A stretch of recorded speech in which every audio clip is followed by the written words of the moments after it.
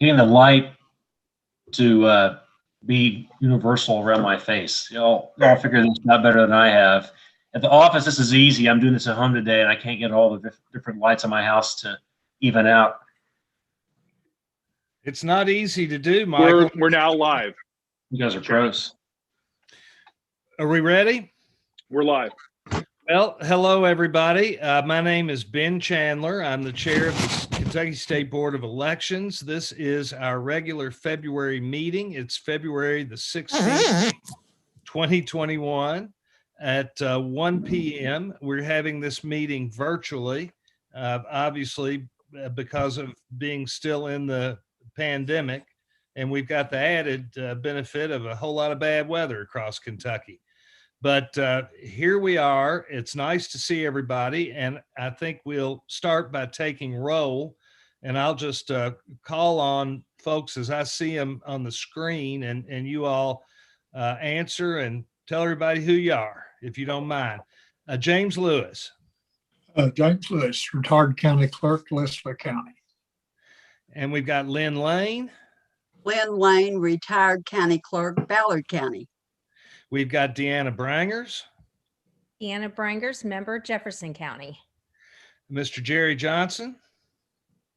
Jerry Johnson, member from Franklin County. Ms. Sherry Whitehouse. Sherry Whitehouse, member, Bullitt County. Mr. Dwight Sears. Well, Mr. Chairman, Dwight Sears, member, Pulaski County.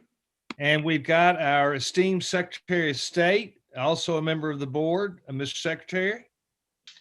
Secretary of State Michael Adams, non-voting member. We've also got a representative from the County Clerks Association, who I assume is this year's president of the County Clerks Association, Chris Cockrell from Mount Sterling. Chris, hello. Good morning, good afternoon. And we've, good afternoon. And we've also got several members of the staff. We've got our executive director, Jared Deering. We've got our assistant director, Karen Sellers. We've got Rachel Pointer. We've got Taylor Brown, and I believe Alan Hess and Sheila Walker may be lurking about. Anyway, nice to have everybody, and nice to see your all smiling faces. Now we've got a quorum, and we'll now approve the minutes. And if I'll take a motion from somebody, or I can go ahead and read the minutes if you'd prefer. So moved. Motion to approve. That was quick. You all clearly didn't want me to read the minutes. All in favor, please say aye. Aye. Any opposed? Very good. The minutes of January are approved. Now we move to the next item, which is the presentation of our financial reports by Ms. Pointer. Good morning. Afternoon. I'm so used to morning.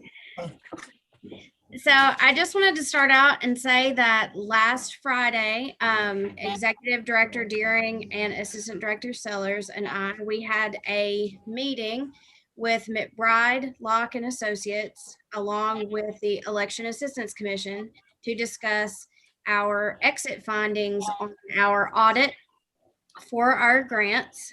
The period of audit was for July the 18th of 2018 through September 30th of 2019. We did have a couple of findings on there. It was basically a clerical administrative error on that report, which we are now going to work with EAC to make sure that going forward, we have rectified that on their end. And then we will also put in place some procedures going forward to make our tracking purposes a little easier. There was another finding that was dealing with inventory that I'm going to defer to Director Deering to do a little more explanation on that. Sure. Thanks, Rachel. Appreciate it. So as the board members should know, we were chosen at random across the country. The EAC selected a handful of states to audit for our grant funding and make sure that we were in compliance. They came back and said that we were in good standing. However, we did have 3 findings.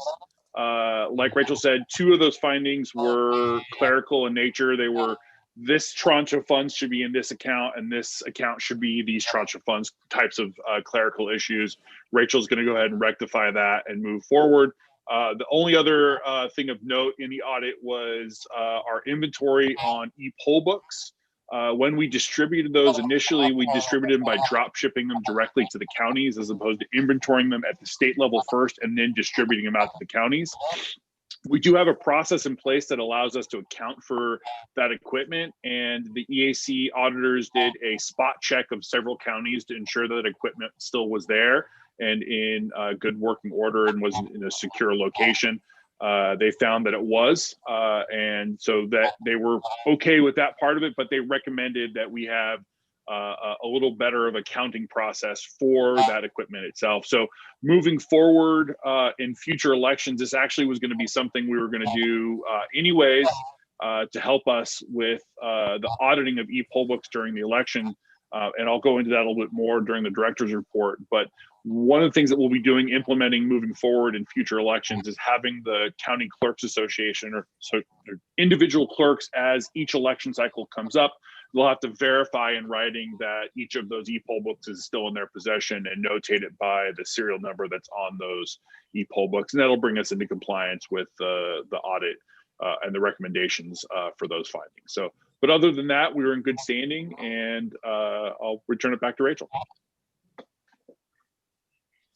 All righty, on our board packet, we have where's my Rachel, does anybody else want to ask any questions about the audit? Sure. Everybody okay with the explanations you all just received? All right. And of course, if anyone wants to see anything in writing, we're more than happy to pass that on to you in any form that you'd like. All right. Thank you, Rachel. Carry on. All right. So on our board financials, we have our operating costs. These all come from general funds. They are slightly higher in January because we do have our third quarter rent payment that comes out. So we anticipate this to be a little more on track with December going forward. We do have those rent payments that come up. We'll have another one in March. And so we'll see in April, the 1st of April, and we'll see a spike there.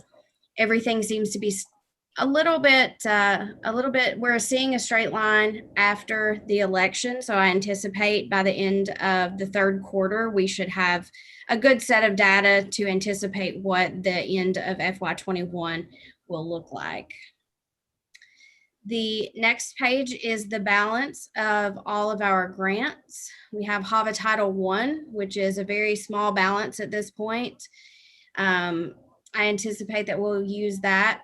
That will deplete that grant. So hopefully in this reporting period, we'll finish that out. That will leave us with the 2018 and 2020 election security grants.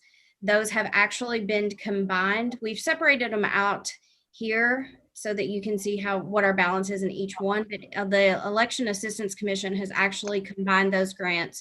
So there will only be one report for federal financials on those moving forward. We also have received, the next page is for the CARES grant that was issued by the Election Assistance Commission. We do have some counties that have been returning some of the CARES funding that they received for additional staffing that they did not use. And so that's why we are starting to see a little bit of a balance in that. And you will see a difference in state match. So as those, we have given them a time frame of when to return their CARES money so that we can adequately report on that and credit back those grants as necessary. Here is the next page is a statement of our coronavirus relief fund and what we have expended out of that fund to date. At the end of January, we had $1.3 million left in that. There are still some continuing costs running various temporary employees and contractor fees that we're still finishing up for the general election, which are applicable due to the pandemic. The balance is, the balance summary is the balance of every grant that we have plus interest statements. There is one big difference here, and that is in the middle of the page, the remaining memorandum of agreement balance. Previously, the board had approved to reimburse Fayette County for their HAVA Title II purchase of voting equipment. We did distribute that check, and so that is why there is a much drastic difference there. We did pay the state match on that, so the state match for HAVA Title II was made at that time as well. And the last page of the financials is just a statement of all of our interest in all of our accounts for restricted funds and federal accounts. The only difference that you will see is that any HAVA Title I or security grant interest is located on the grant page itself and not on this page. This is all the other independent interest-bearing accounts and their balances.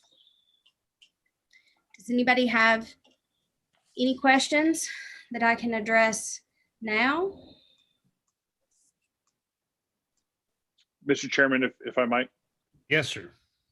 I would like to note that Rachel's been doing a really good job for us in transitioning a lot of what were paper-based accounting systems to more of a digital process. I think that's going to be really effective for us moving forward, including a transparency for the board. If the board at any point in time wants to come in and see those accounts and see our documentation and kind of where everything is, they'll have an easier platform in which to be able to do that as opposed to going through paper forms. So I just wanted to commend her for that process and point that out for the board that is something that's ongoing and that she'll continue to do over the next several months. Thank you. Very good. Thank you. Any questions of Rachel? Hearing none, thank you, Rachel. And we will move on to our fourth item, and that's discussion and approval of election equipment certification. Jared. So let me, just for context for the board, hang on a second. I'm going to read you the statute in KRS so that you have an understanding of what I'm asking for. So under KRS 117.379, parent 2, it says, upon receipt of request for examination or re-examination of electronic voting system, the State Board of Elections shall require that such system be examined or re-examined by 3 examiners. The State Board of Elections shall appoint 1 examiner who is an expert in computer science or electronic voting systems, 1 person who is knowledgeable in election procedures and law in Kentucky, and 1 person who is a present or former county clerk.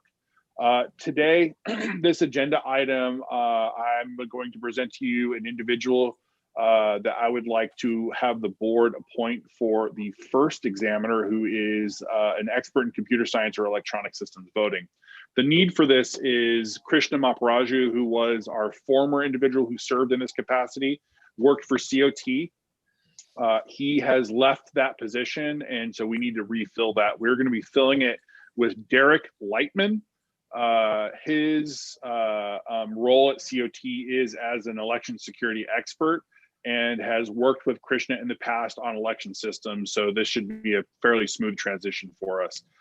This board, once fully appointed, will be able to go back in and start to certify. We have a little bit of a backlog right now of election equipment for certification. And so once we can appoint this individual, we can go back to that first part of the process, which is that panel will review and examine election equipment to make sure it meets the standards of the State Board of Elections and KRS. And then once approved from that panel, it then is brought to the State Board of Elections for final approval. So this is just the first step in that phase. But if I could ask for a motion or any questions about this individual, but at some point I'd like a motion to approve Derek Lightman as the individual to serve as our cybersecurity expert on that certification panel. Does anybody have any questions for Jared on this subject? Pretty straightforward. A quick question, For if Johnson. I could.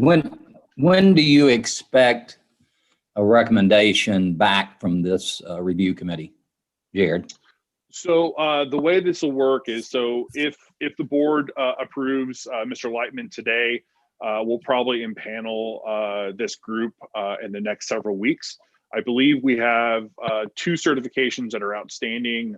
One from Hart InterCivic, which is being presented to us by Hart Enterprises, which I know is a little bit of a tongue twister. Hart InterCivic is the manufacturer of the equipment.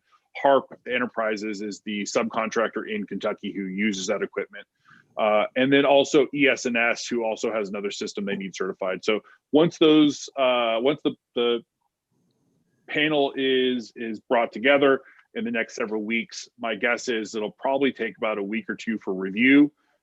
Any questions that we have for those systems manufacturers, making sure that equipment is up to date and configured correctly, at which point then we'll bring it to the full board. Okay, the second question within the next then month or would- so, I guess, is to answer your question. The second question I would have then is, that's for new equipment to be approved. What about equipment that's already been approved? Is that re-examined on a annual basis or at some point in the future, or does it continue until there's a question raised? Sure. So it's actually the equipment that we'll be certifying that's in the current backlog. There are several vendors that have made inquiries to approving new equipment. They would be new system vendors that would be eligible to sell in the Commonwealth. They have not been approved at this point. Obviously, we haven't certified any new election equipment, but we have had some inquiries from other vendors. Specifically, the 2 that are in the queue right now with Hart and ES&S, those are updates within current systems that are being utilized in the Commonwealth already. So I believe the Hart InterCivic is going from 2.4 to 2.5. It's basically a systems update. It's patching, security updates, and system software. Just like normal computers, these have to be updated on a regular basis. Anytime the code base changes or the hardware changes in any way, it has to be recertified. So to answer your specific question, if a system is being utilized and there are no changes into it, it does not call for a systems recertification. Okay. However, any change would then manifest a request for recertification. And just to clarify too, our election equipment has to be certified at the federal level first before it can be certified at the state level. The EAC, or Elections Assistance Commission, is the federal agency that does that. Jared, thank you very much. Thank you, Jared. Jared, would you remind the board what kind of election equipment we presently have in Kentucky? Certainly. So right now we have 3 systems vendors that are allowed to sell equipment in the Commonwealth. The first is Hart InterCivic. They're a company out of Texas, and they sell through a vendor here that's located locally in Kentucky called Harp Enterprises. That organization resells that equipment and also provides services to the county clerks. The other 2, one is ES&S, which is Election Systems and Software, Election Software and Systems. They are a company located in Nebraska, and they also sell equipment to our counties, and they provide direct services as well. ES&S, I believe, is in around 25 or so counties. I might be a little off on that, but I think that's roughly it. Including Jefferson. Hart is currently in Lexington and all other counties besides that. There is one outlier, which is Leslie County. Leslie County uses a system called Microvote. Microvote is a company that's based out of Indiana, and they also sell within Tennessee and a couple of other surrounding states as well. They're currently only in Leslie County, but they are also currently, their system is not what we call voter verified paper audit trail compliant. They have a peripheral that they're looking to have certified that's gone through federal certification, and they'll be bringing that to the state as well for future certification. But currently they're only in one County, which is Leslie County. So again, those three are ES&S, Hart InterCivic, and Microvote. I would like to note, because I know that there is some legislation that's being floated through the General Assembly right now that would codify that our election systems are not connected to the internet. I'd like to point out that that is already the case. None of our election systems are connected to the internet in any form or fashion. As a matter of fact, none of our equipment even has modems in the chipsets. So they not only are not connected to the internet, but they also do not have the capacity to be connected to the internet in any form or fashion. And we apparently don't use any of the vendors who have been in the national news either, do we? No, we do not. However, I will say, this is probably a larger conversation, but, I know Dominion Services, we got a lot of phone calls from the public asking if Kentucky uses Dominion Services. While we do not, I will say that they are also a US based company based out of Colorado that has excellent election equipment that just happens to not be certified in Kentucky.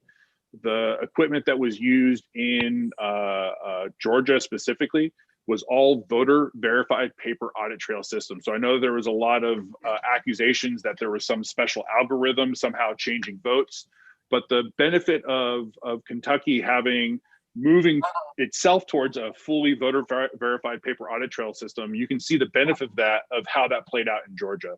Is even though there were these accusations that somehow the equipment was being manipulated, the computers, the software, these algorithms, the reality is Georgia had the ability, and their Secretary of State, Secretary Rapsberger, had the ability to go back and do a hand count of every single paper ballot, and that those totals came back and justified what the electronic count was as well. Ultimately, that's what we would like to move to in Kentucky. Every single one of our counties currently right now is primarily using a voter verified paper audit trail. We were able to do that with a lot of our COVID funds, or the CARES Act dollars, and some of the security grant dollars over the last several years. However, we still have some counties that are using non-voter verified paper audit trail systems for their ADA accessible systems in their precincts. So ideally, we'd like to move them out of those systems and replace them with paper-based systems. Thank you, Jared. Anybody else have any questions about the appointment of the gentleman that Jared mentioned to the election equipment certification? Would anybody like to make a motion? Yes, I will. Eric Lightman. Yes. Please. What'd you Yes, say, Jared? Lynn, I'd like to make that motion. So if He the be motion appointed. can be to appoint Derek Lightman to Derek, the yes. certification board. All right, we have a motion by member Lane to appoint Derek Lightman to the election equipment certification board. Do we have a second? Second. Second from James Lewis. All in favor, please say aye. Aye. Aye. Any opposed? Very good. Thank you, Jared. Now we move Thank you. on to our county clerk report. We've got Mr. Chris Cockrell here, and Chris, as I call on you, I just want to reiterate how grateful everybody on this board is to our county clerks and the wonderful working relationship we've had with you and with the entire association. Well, the feeling's mutual. It definitely takes a team to get an election pulled off, and all of us working together allows that to go forth. And I think with this last election, you can see, Kentucky did a great job. And so we appreciate the State Board election, the Secretary of State, and the guidance that we get from you guys. So I appreciate that. As far as an update, just bring you up to speed. Like I said earlier before we got started, I was away last week, so I'm getting my feet back underneath of me. We did have a meeting and had kind of went over the election bill that I don't think it's been dropped yet.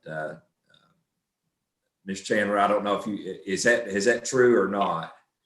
I'm I do not believe it has. We're not aware that it has, but we do understand that that's being worked on. And I don't know, would you like to share with us any of the provisions that you all have been working on?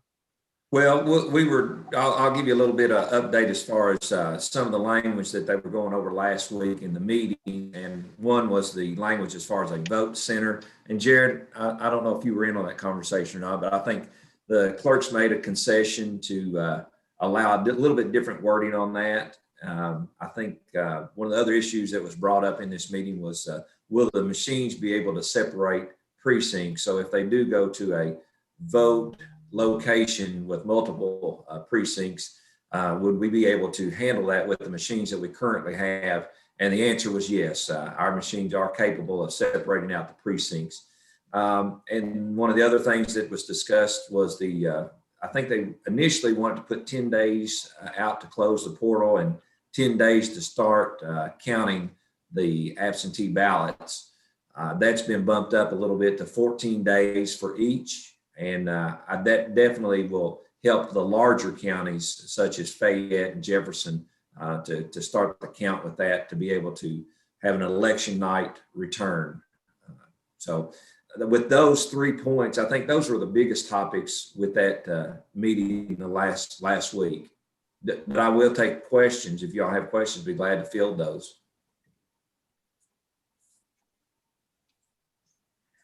Chris, James Lewis. Are y'all in this process, the curing process? Is there anything in this bill dealing with that subject? Or can you? I'm sure there is. Secretary of State or Jared, would you like to kind of field that one? I can speak to it, but I defer to the secretary first. I'll say this for my report if I can. I'll give a larger overview. James, I'm sure is yes. Yes, I was going to say I'm sure that we are. It worked very well. The last general election that we had, the provisions that we used for that seemed to be the general consensus was it worked very well. Well, it sounds like there are a number of changes that are being discussed, and I guess we'll let maybe the secretary summarize those in a couple of minutes. Chris, do you have some other subjects that you'd like to discuss?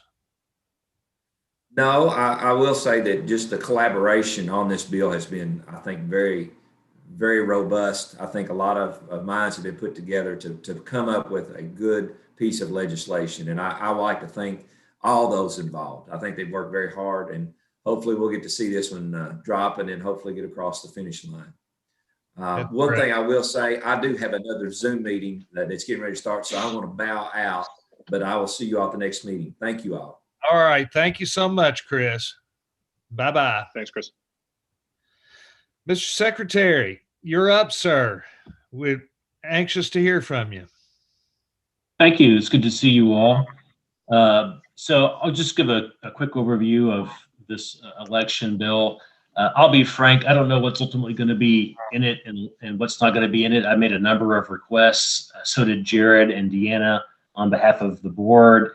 So did the task force that Chris appointed among county clerks.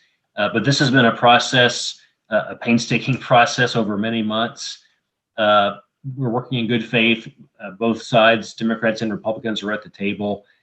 What we're trying to do, or at least what I've been trying to do from really mid-November forward, is coming up with a bill that meets consensus that the clerks not only won't oppose, but actually would like to support. Even though there's some new stuff that they would have to do under this bill that they didn't have to do previously, I want them to actually accept that and want to do this additional work, like more days of early voting, for example.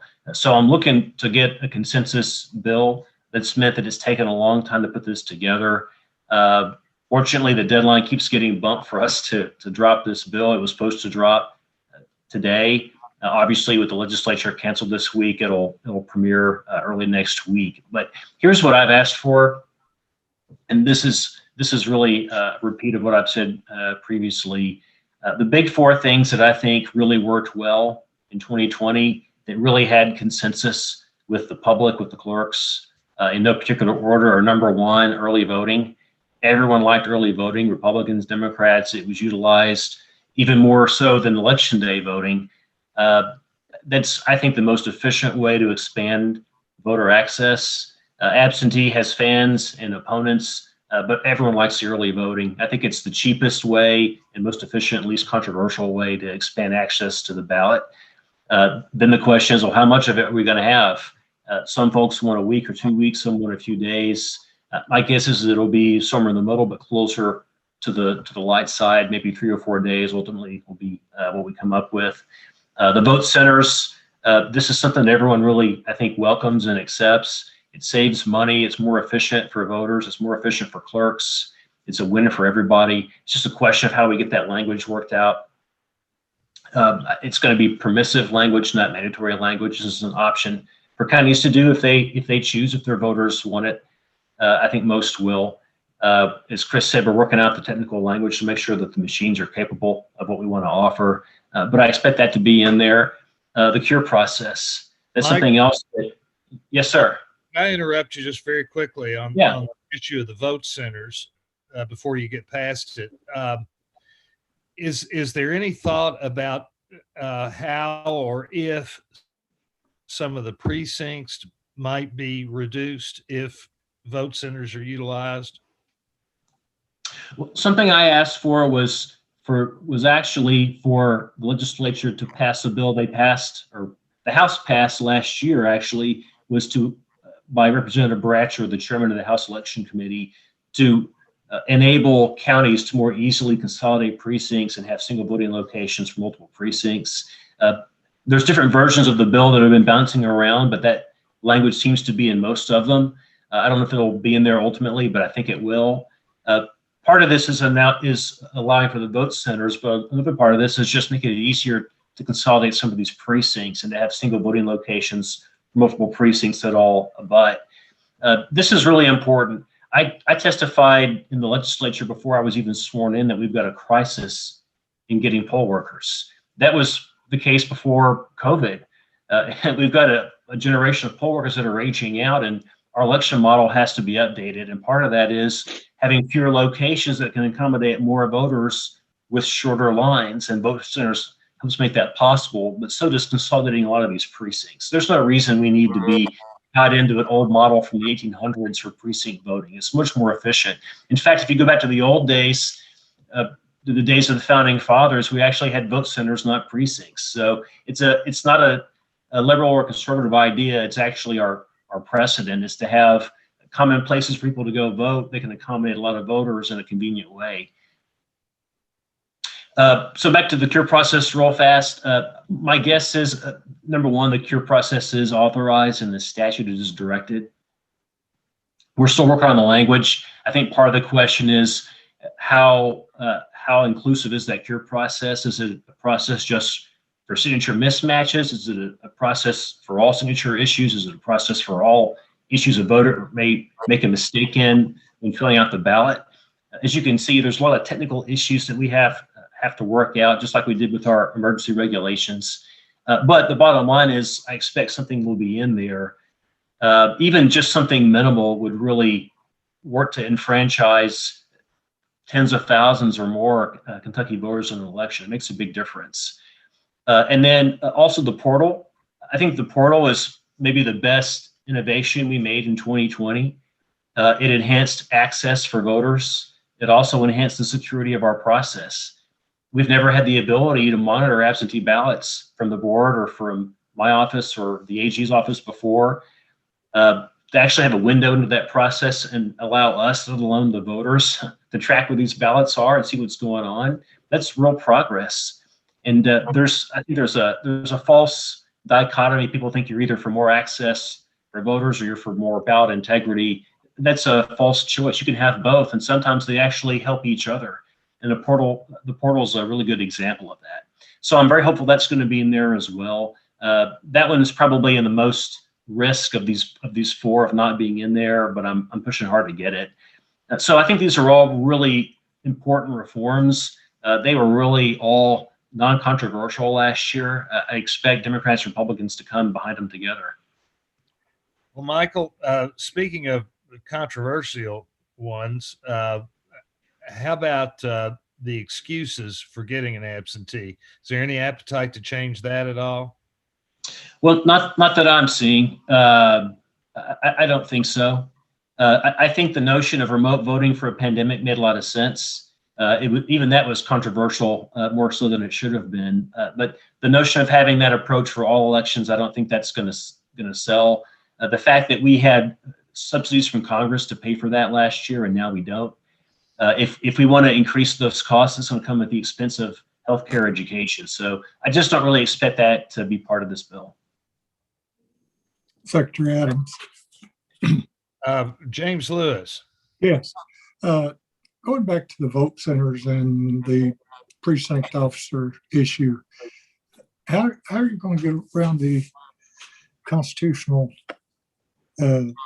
mandate that all precinct officers be resident and voters of a precinct? How's that going to allow you to reduce your number of precinct officers? If you have something to send me, I'm happy to take a look at it. I don't know that that's required by the Constitution. Yes, it's required it by is. statute. Definitely. Mm-hmm. Definitely is. Okay. Yeah. Well, I know it's in the statute. Pardon? I mean, if we have to change, the definition of precinct is not in the Constitution. So if we had to change the definition of precinct in the state code, we could probably do that. Right. But I don't know that that's necessary. Yeah, I was just curious about that. That would. I mean, in theory, we can make every county a precinct. So it's kind of a pedantic thing, really, in how we define the precinct. So I'm sure we can find a way to make it constitutional. Mm-hmm. I have a question, Mr. Jerry. Chairman. Mr. Secretary, first of all, thank you for all the work that you and Jared and Deanna and others have been doing in trying to bring this together. It looks like you've done some outstanding work at bringing some diverse groups together, perhaps in this. One thing that has troubled me a little, I've not had as much concern about the absentee ballot process as I am. I don't understand the desire to limit the early voting. It looks like to me that's without question one of the strongest indications of how an election can work and provide great access and still allow the clerks to control their own destinies. So is there any thought at all that it's just absolutely stuck on 3 days? Or, Saturday voting is awesome. I mean, there's no question about that for anybody that works. So my thought, I know it's not going to go to 3 weeks or 2 weeks, and I don't think there's any demand for it to be, but it does look like maybe a week or maybe 2 weekends or something separate. Any thoughts on that, or is it just locked down at where they are right now? I don't think it's locked down necessarily, but obviously, the burden is on us to change what's already been our law for 100 plus years. And so what we saw in the early voting is you saw a real uptick the last several days of it. Those are the days with the strongest presence of voters. You also add in the fact I got a lot of complaints from candidates last year saying it's not fair to us to have a 3-week long election period. It's our system designed for a very brief time for us to be advertising and so forth. And when you have a 3-week long election, that's not really fair to us. And I can empathize with that. I can't imagine me trying to run for office in that type of environment. I probably would have lost. So the question is, how can you get the benefit of early voting and increase the voters' convenience without making it unfair to the candidates? There's no magic number. I don't think, whether it's 3 days, 4 days, 7 days. To your point, I've asked that Saturday necessarily be one of the days. That's a game changer, being able to go vote on a Saturday. That's what other countries do. They vote on a Saturday or a Sunday. We're kind of unusual voting on a Tuesday. To me, you actually get more bang for the buck out of having a Saturday than you do in getting some of these additional weekdays. So initially, the clerks were opposed to Saturday being a day. I and they disagreed on that. I'm hopeful that we'll get Saturday out of this. I think that's the most important part of this, actually, is getting a Saturday, at least one. The clerks. Thank you very much. Change is slow, and you all have done an amazing job at trying to help turn this ship around. And so I personally appreciate all the effort you're making.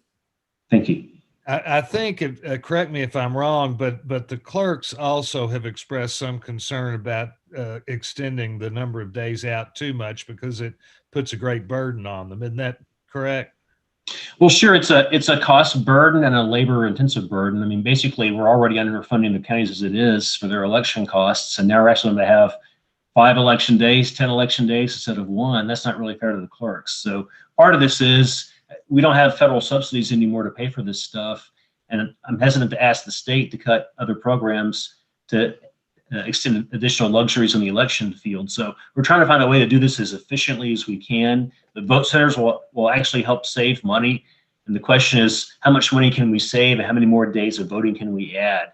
Again, the clerks have been great. They're actually willing to do more work without more pay. That's a great service. And I think we have to be limited in what we can expect of them and still get their support for the bill. So my guess is we'll probably be at less than a week of early voting before we're at the end of it. Well, it's in any event, I think getting a handful of days is a great reform and a great step forward. You never get everything you want. Mr. Secretary, you have anything else you'd like to share with us? No, I just want to thank everybody for continuing to work together in a bipartisan way. That's the nature of our whole election system. It's actually been kind of great, I think, for public confidence for us to be so visible the way that we've been the past year. People following what we're doing on social media and YouTube and so forth, and seeing that there's not some Democratic or Republican dictator making all of these rules and decisions. It's done in a consensus way by people of both parties working together in good faith. And I think that's part of why we haven't had some of obviously you're going to see it occasionally, but a lot of the conspiracy theorizing about election processes, you're seeing a lot less of that here, fortunately, on both sides. I couldn't agree more. I think we've done a wonderful job in that regard, and everybody who's on this call has been a part of it. And it just been a real great experience, I think, for everybody. And the proof's in the pudding. You know, the results were good for everybody, except for the Democrats. They didn't win very many elections. But other than that, it seemed to be an honest election that was successful in every other way. Jared, would you like to give your director's report now? Sure. And maybe what I can do is kind of bookend what the secretary was speaking about on some of that stuff. And Member Johnson, I think, when this board, the secretary, the governor, the clerk association all came together to draft the election plan for the general and the primary election, not everyone got everything they wanted. And one of the things that we did see was the constraining of some of those issues. So you can't get all of these things, but maybe you might be able to get some of these things. And I think throwing away the good for the perfect, as it were, is always kind of the thing that you don't want to see when it comes to elections law. And I think this legislation that I've seen thus far, at least in the drafts that I've seen, will constitute one of the largest elections reform packages that this state has seen in generations. And I think all for the better. And, while I think, we can all advocate for more early voting, maybe a week or so, if in the most present draft that I think it's currently at 4 days right now, including a Saturday, if this is something that, the Commonwealth sees as being successful in the future, in future elections, that if we get this amount of early voting and both Republicans and Democrats and independents can see this as a benefit, then I think maybe there might be some more will from the General Assembly to come back and reassess that. So I think, baby steps moving forward, but ultimately I think that this will play out in the larger scheme of years to come. And I think that's ultimately, if we have the long-term view of this, I think it's going to benefit everyone as a whole. So I will say that, the secretary, the Clerks Association, the State Board of Elections, both of myself and member Bringers and other staff, this process has been fairly, it's an exciting time to be an elections administrator right now, because in other years past, what we've seen when legislation comes through on elections related bills, it's almost completely and solely driven by the legislature. This time the legislature has seen that while the purview of changing these laws should be at the legislative level, that involving administrators is always going to have a positive benefit in the outcome of those laws. And I think that's what we're seeing is these bills being drafted with the recommendations and cooperation of actual election administrators, both at the county, state, and constitutional level. So I'm excited to say that's the case. That being said, I'd like to highlight a couple things that are also in the legislation, at least in the current drafts. One is the state board. We have asked for what is called risk limiting audits. This is another way to add transparency to the system by moving the entire Commonwealth to what we ultimately will be at a full compliance of voter verified paper audit trail systems. Being able to use a risk limiting audit process will add a lot of transparency both to the system, but also confidence from the voter level. To be able to say that, while we are using digital systems to scan our ballots and count them, that there is a process where the counties can go in and pull a small sample set of those paper ballots and be able to audit those in a way that will manifest a confidence level in the results, I think is also going to be beneficial. We've asked for a pilot program so that in 2022, we can choose one or more counties with the cooperation of the county. Obviously, we're not going to just say, hey, it's going to be you. We'll work directly with the Clerks Association to build that process. And in future board meetings, what we might do is have at the chairman's request, have an expert kind of come in and give the board a more robust explanation of what a risk limiting audit is and what entails as part of that process. So that's one of the things that we've asked for in that. We've also asked for an update of the voting certification process, including updating the amount of money that we are allowed to charge the vendors for these processes to certify the voting election equipment. While today, and I appreciate the board giving us the appointment of Mr. Lightman, in future board meetings after this legislation is passed, I'm more than likely to come back to the board with a more formal presentation of how we certify our election equipment and what that should look like moving forward. In an off-year election cycle, it's a really good time to kind of relook at our processes and evaluate where we are. The system that we currently have in evaluating our election certification equipment has not been changed in over a decade at minimum. And so one of the things that we'd like to do is kind of bring in some outside experts, review the process that we currently have, and evaluate how we should start to transition to a more up-to-date and modern certification process. So, but we'll bring more information to the board. But some of the legislation that we're seeing will help us in that process, including being able to charge the vendors for the amount and cost of the certification itself. Is there any questions about legislation before we move on to the next topic? Jared. Yes, sir. On the risk limiting audit, would that in effect not virtually eliminate any type of ballot being used except paper? Can you perform the risk limiting audit on any type of other? I didn't think so. Okay. Thank you. No, you cannot. That's the whole point of a risk limiting audit, is to say that we use a paper-based system, but that still uses technology to aid and assist in the process of counting those and tabulating those ballots. When you're talking millions of ballots counted, having a fully hand counted system, you can't really have election night returns in that way. But what we're seeing from other states and best practices is that you can have the best of both of these worlds, right? Which is you can have election night results because these ballots are being tallied and tabulated at the precinct level, aggregated at the county level, sent to the state, first the Secretary of State, and then ultimately the board for our certification. But in between that time, you can actually go back and instead of doing 100% full hand count of the ballots, we can use some mathematical tools that will provide us both a sample size, a randomized selection, and a tally of like a confidence level of those results based on the paper ballot itself, right? Not based on a computer examination or scan of the ballot, but the actual paper ballot. And so what that gives the voter and our candidates is this confidence level of being able to say that, while yes, my vote was tabulated on a scanner, that ultimately a human being went back and reviewed the paper ballot, that voter cast on election day or through an absentee process. So that's the ultimate goal with this. But again, it's only a paper-based system, and that's why we're going to have to continue to move forward in that process and helping support our counties get there. Anybody else have any questions for Jared on the legislation? Well, I'd like to thank Member Brangers for her work on the legislation. And Deanna, we haven't heard from you at all today, I don't believe. So if you'd like to comment on this at all, we'd appreciate it. Or we'd just like to hear your lovely voice. I was like, y'all just aren't used to me being this quiet, are you?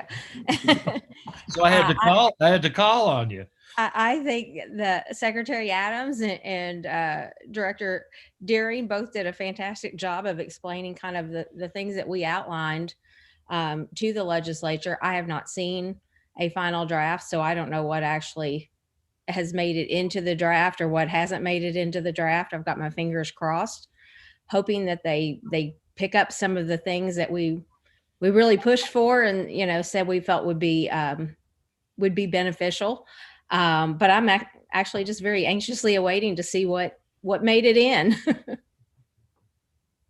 Well, can I just quickly clarify? There's more than one bill, and that's part of the reason for the confusion. There's a House bill and a Senate bill, and they're different. They're largely similar, but one has things that the other doesn't, and vice versa. So it's kind of a moving target, but I think that they'll both be good bills ultimately.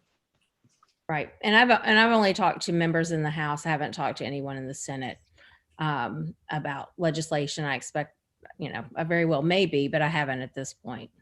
Well, and according to the list that Taylor sent us earlier this week, there are more than just the two. They're like 20 bills. So there are a lot of bills, but you all are talking about the one in the House and the one in the Senate that I think everybody believes are most likely to move. Correct. Yeah, I'm not sure that, you know, it is a short session. So the likelihood of getting 20 election bills and all the other stuff that is on their plate, all moving forward at the same time is probably not going to happen. Hard enough to get one. That's right. Yeah. Well, thank you all very much for all the work you're putting into this and any steps that we can make in that direction. I know everybody will be most appreciative. In particular, I think the people who vote in elections. Great. Jared, do you have anything else in your report? Yeah, a couple other brief seconds. If I could take a couple seconds. So one, I wanted to speak to something the staff has been working on over the last month or so, which is in this last election, we completely transitioned from a paper-based roster book at the polling locations to an e-poll book solution. That means 100% of all the voters who voted in person checked in on an e-poll book. That is, for reference for both the board and those watching, when you go into the polls on election day and the poll worker will help you in pulling up, making sure that you're a registered voter, checking your ID at that point, and then signing you in. You sign that roster book. That has nothing to do with your vote itself, but rather voter credit. It helps the poll worker in acknowledging that you are a registered, qualified voter, but then it also allows us on the backside to give that voter credit. So because this is the first time we used fully e-poll books across the entire Commonwealth, I've had the staff go back and evaluate and audit all of the e-poll books with the counties. We think we may have found a couple of counties where it looks like what the process ended up being is that the clerk told us they were going to use 3 of the 6 poll books that they had. They sent them all to the precincts. The poll workers, instead of pulling those 3 out, pulled out 4. So it looks like then when the clerk got them back, they uploaded the 3, but then perhaps left one of them off. We think this may be just a few thousand voters, if that. But again, we want to make sure that every voter receives voter credit. This has nothing to do with the certification of election tallies or totals, but rather just ensuring that voters who did vote receive voter credit on the backside. So that's why we wanted to be as thorough as we could with this process. I was hoping to have a little bit more done that we could give a full and final report by this board meeting, but unfortunately the weather has kind of hampered our ability to work with some of the clerks and getting those completed. But hopefully by the next board meeting, I'll be able to give you a full and total report on that. But I just wanted to give you an update of where we were with that. Again, we're only talking several thousand voters, and it has nothing to do with the election totals themselves. This is only solely a product of voter credit. I also wanted to bring up, is there any questions about that specifically? Okay. I wanted to also bring up this month, so as the board knows, we are a member of ERIC, which is the Electronic Registration Information Center. That is an organization that allows us to trade information with other states in their voter lists. Specifically, when voters move from one state to another, it allows those states to coordinate that so that we can then ask those voters to self-remove themselves from the list or update other states when we have their voters moving to our Commonwealth.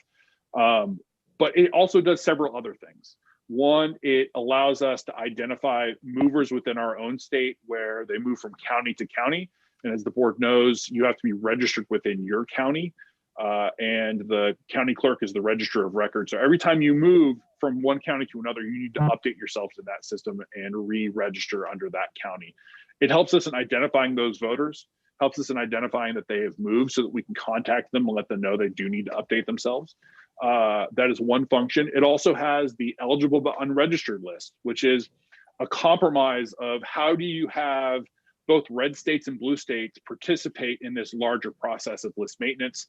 That compromise is that one, we can trade information for list maintenance practices, but that we would also do voter outreach. So prior to the last election, we sent out several 100,000 postcards to voters, or not voters, my apologies, residents who are eligible to be voters, but are unregistered. We're waiting to hear back. We did some control groups and holdbacks on that so we can see how useful that process was. And so we'll be able to give you a report probably by the next meeting on how effective that process was in mailing out those eligible but unregistered postcards. The other thing it does for us is helps us with our death rolls. So one of the things it does is while we are notified by vital statistics on a weekly basis of members of our communities that pass away, and then we remove them. By law, we have 5 days to remove those people from the voter registration system. We also do that through mental incompetence and felony conviction. That happens on a weekly basis. But from time to time, there are voters who might pass away outside of the state or aren't notified with a death certificate. One of the things that ERIC does is they take our voting lists and they compare it with the master death file for Social Security. And they review that extremely thoroughly. They weed through that process and then send us possible matches. So we've been receiving that data now for the past several months, going back before the election. And the staff has been reviewing that to ensure that we are effectively reviewing to make sure that we can have a positive match on the voter who has both passed away and ensure that that is the individual that will ultimately be removed. Obviously, there are individuals that have the exact same name. We even have individuals that have the same name and same birth date in our system because just law of large numbers. So I wanted to notify the board that we are in a process right now of getting to that place where we're about to make a final tally of the first tranche of ERIC list maintenance practices when it comes to our death file. And I'll give you a more clear both explanation and analysis of where we're at the next board meeting, but I wanted to let you know that that was forthcoming this month. Very good. Thank you, Jared. Anybody have any questions about that or anything else that Jared presented? Hearing none, is there any other business for the board? If nobody else has any other business, we will now need to make sure of our next meeting date, which I believe is going to be March the 16th at 10 o'clock. Is that right? Sheila, I believe, hang on a second, let me double check our calendar. I think Sheila might have it in front of her as well, but give me 1 second.